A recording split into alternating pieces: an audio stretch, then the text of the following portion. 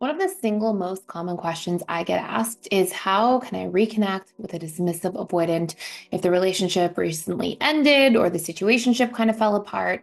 But how can I know that this person actually wants to reconnect with me? So in today's video, we're going to break down exactly that. 5 crucial steps you need to know when it comes to reconnecting with an avoidant ex. But most importantly, we're going to talk about how to do this in a healthy way and make sure that you do not get stuck in the gray area forever and know when it may be time to really wash your hands and move on.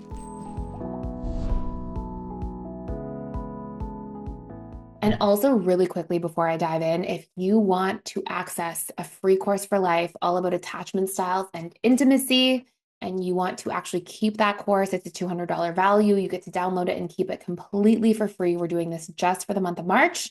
You can use the link in the description down below, and it's actually a 7-day free trial to every course at PDS. But when your trial ends, you get to keep that course for life. And it's really all about different attachment styles, their patterns around sex, intimacy, closeness, what things you're going to see, what triggers they tend to have, and really how to approach the unhealthy or healthy components of that with really great strategies. Now, I want to start this video off by saying when it comes to getting an ex back, there are a few things that we want to be really sure of first. Number one, are we making the right decision? And under number one, it's sort of like A, B, and C. A being, do we think that this person, when we do reconnect with them, is going to be willing to have tough conversations about what didn't go well the first time and, be willing to talk about these things and share, hey, these were my unmet needs. These were my fears. These are the things that are a concern of mine this time around. And for you to be able to share those same things. B being, do you both come up with strategies together to work through them? And C being, is there accountability from both ends? Okay. And I can't stress this enough because I see so many people, and I just wanted to put a disclaimer out here. I'm going to do this for each attachment style video, but I just see so many people be so focused on the result of getting their ex back that sometimes they forget, hey, for that to be a fulfilling outcome, there has to be a shift, because if the relationship didn't work out the first time, in order for us to see some healthy, some positive change, we want to see the needle move, because both people have those sort of pre-qualifiers, the A, B, the C.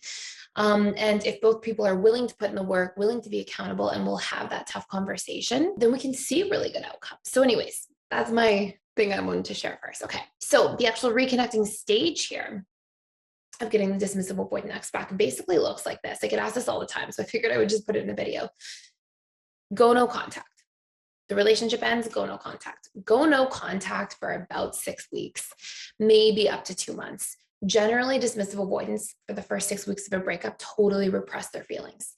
There are some exceptions to this, but as a general rule, they'll really go into self-protection mode, which is them pushing their feelings down into a box and distracting themselves largely through creature comforts. So through drinking or distractions or whatever it might be, to just sort of push everything away. Now, during that time, they might be like, oh, I'm fine. But after 6 weeks or so, those feelings start to creep back up and sort of creep back in, and we start to lower our defenses within ourselves. And then we'll start to see, oh my gosh, we start feeling the feelings, we start missing the person, we start, all those different things. So right around that period of time for DA is usually closer to the 2-month mark, but as early as 6 weeks, that's a really sort of prime time to reach out and reconnect. Now, the actual reconnecting part starts off by not going right into A, B, and C that I talked about. It starts with just building momentum first.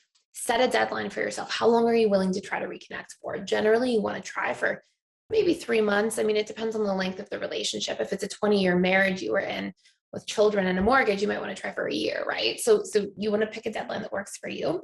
And then in that time period, you want to jump in there and be like, okay, let's just build some momentum first. Let's just chat a little bit first, reach out maybe around the 7-week mark, for example, of no contact. Be like, hey, how are you? What's been going on for you? How are you doing? And then, start to just sort of reconnect, chat a little bit, share some laughs. You want to reconnect with a DA for generally about 2, maybe even 3 weeks before then taking the next step. That next step should be sit down for coffee, go out for a drink, like something very low key where you just have a nice time. And then after that nice time is sort of established and that connection sort of been established, that's where maybe a week later you hang out again, You text a little bit that week in between, maybe just 1, 2, 3 times tops. And then you spend that second time together and then you say, hey, I still have some feelings here. And I want to, reconnect with you and dive into this a little bit. By the way, I have a full course on this.